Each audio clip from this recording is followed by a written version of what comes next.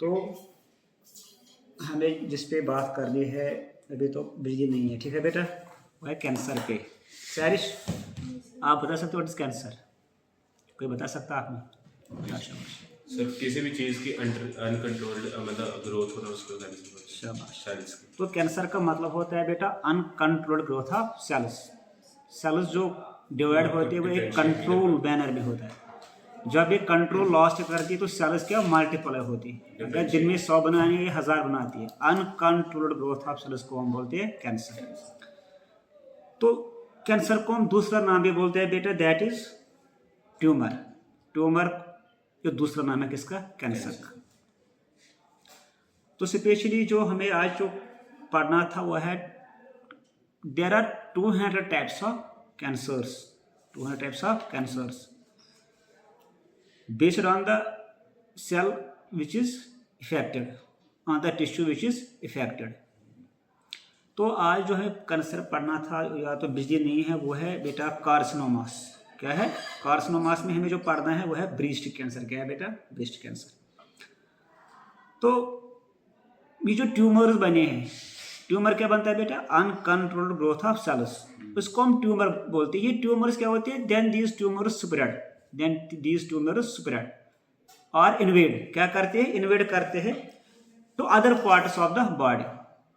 अगर suppose liver में cancer है या इसोफेगस में कैंसर है, फिर ये क्या करती है? माइग्रेशन करती है, इनवर्ड करती है, स्प्रेड होते हैं दूसरे बॉडी के पार्ट्स में, दूसरे टिश्यूज में। उस माइग्रेशन को हम बोलते हैं बेटा मेटास्टेसिस। क्या बोलते हैं बेटा? मेटास्टेसिस। अब यहाँ पर क्या कैंसर जो होता है बेटा, इसको हम ट्रीटमेंट कर सकते हैं अगर हमने इसको अर्ली डिटेक्ट किया है। हम इसको ट्रीटमेंट कर सकते हैं अगर हमने इसको अर्ली डिटेक्ट किया है। तो on the basis of time के बेस पे कितना टाइम हुआ है कैंसर सेल को ग्रोथ हुई, ठीक है। तो इसमें 2 टाइप्स है मोस्टली, या 3 हम बोलेंगे, अभी 2 ही बोलेंगे। एक होता है बिगिनिंग कैंसर। क्या होता है बेटा? बिगिनिंग। इसको हम शुरुआती में बोलते हैं ये नॉन कैंसरस होता है, क्योंकि ये भी स्टार्टिंग होता है, ठीक है। ये इतना कैंसरियस नहीं होता है बेटा, ये भी इनिशियल स्टेज पर ही होता है, स्टार्टिंग पे होता है। ये भी ये फैलता नहीं है। अगर हम इसको यहाँ पर ट्रीटमेंट करेंगे, ठीक है, तो यहाँ पर इसको हम इजीली कंट्रोल कर सकते हैं। लेकिन धीरे धीरे अगर यही बिगिनिंग ट्यूमर क्या स्प्रेड हुआ है, क्या हुआ है? Spread from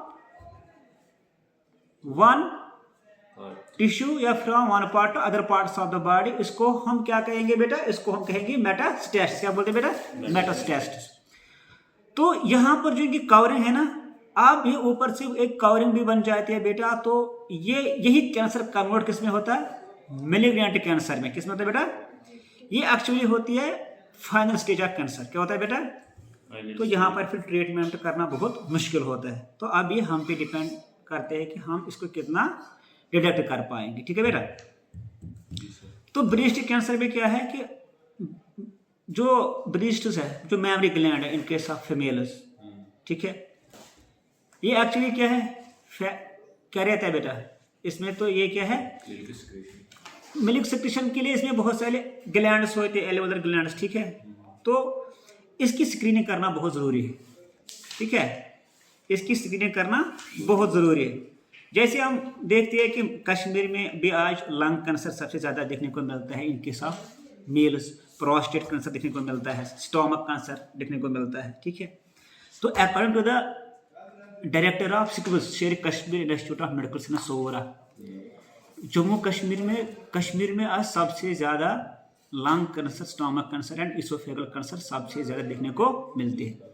and in case of south Kashmir जहाँ पे हम रहते हैं, शोपियान, कुलगाम, पुलवामा, क्यों? Because of pesticides. These are the chemicals that are carcinogenic in nature and they start, यही तो कार्सिनोजेनस केमिकल जो कैंसर में क्या कर रहे हैं? हेल्प कर रहे हैं, ठीक है। तो अगर हम बात करेंगे बेटा ब्रेस्ट कैंसर के लिए, तो ब्रेस्ट कैंसर के लिए क्या करना पड़ता है? हमें स्क्रीनिंग करना जरूरी होता है। जो फीमेल्स है हमारे घर में, इनको चाहे कि वो स्क्रीनिंग करें। What is screening? शाबाश, हाँ शाबाश, इनको एग्जामिन करना है बेटा, ठीक है। तो ये एग्जामिन क्या करना है बेटा? इनको शाबाश शाबाश, इनको एनालाइज करना होता है अपनी ब्रेस्ट को।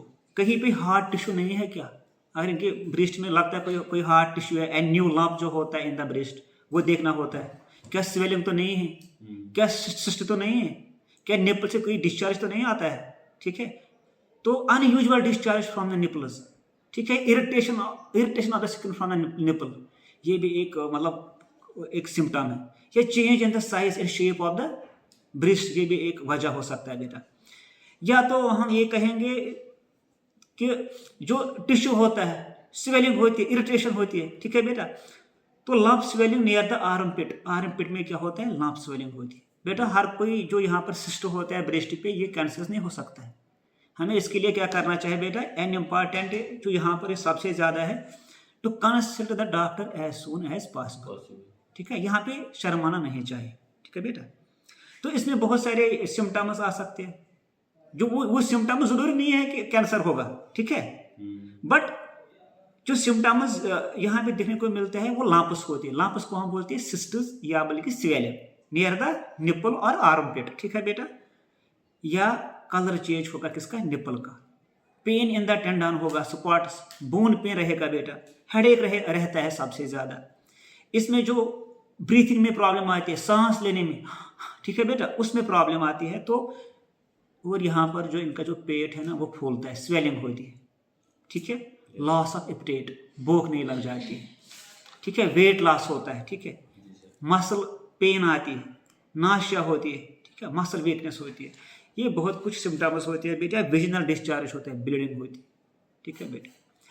ये तो हमें जानना ज़रूरी है। अगर हमने इसको जल्दी ट्रीट किया है, ठीक है बेटा, तो ये यहाँ पर पॉसिबिलिटी है कि हम इसको रोक सकते हैं।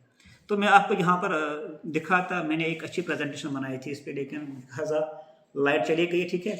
तो अब मैंने आपको शायद बोला था कि इन 2006 में मैंने अपनी एक खाली को क्या लॉस किया है।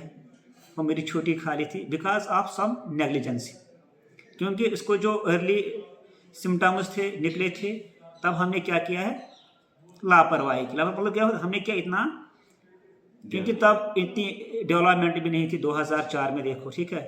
इतनी अवेयरनेस नहीं थी, इतने प्रोग्राम्स नहीं कर रहे थे। तो और जो हम ज़्यादा करते हैं ना, हम जाते हैं पीर फकीरों के पास, पहले वो करो फिर ये करो फिर ये करो। And this was the main reason behind कि I have lost my calling. फिर हमने फाइनल स्टेज पे इसके लिए ट्रीटमेंट करने के लिए 100 सिक्स गई थी, लेकिन आफ्टर 6 मंथ्स वो इस दिन ऐसे चली गई, ठीक है। जुमा का दिन था, मुझे भी याद है। तो तब से फिर मैंने क्या किया है, फिर जो मेरी मम्मी है उसको भी था, लेकिन वो वाला सिस्ट स्वेलिंग वो कैंसरस नहीं था। हमेशा डरना नहीं चाहिए, but it is our responsibility, we have to check our health, ठीक है बेटा। इसमें कोई शर्म नहीं है, ठीक है। मैं इस वीडियो के ज़रिए से मतलब जो भी हमारे घर में सिस्टर्स है ना, जो भी हमें घर में मदर्स है, ठीक है, इनको कम से कम 1 महीने में इनको एग्जामिन करना चाहिए।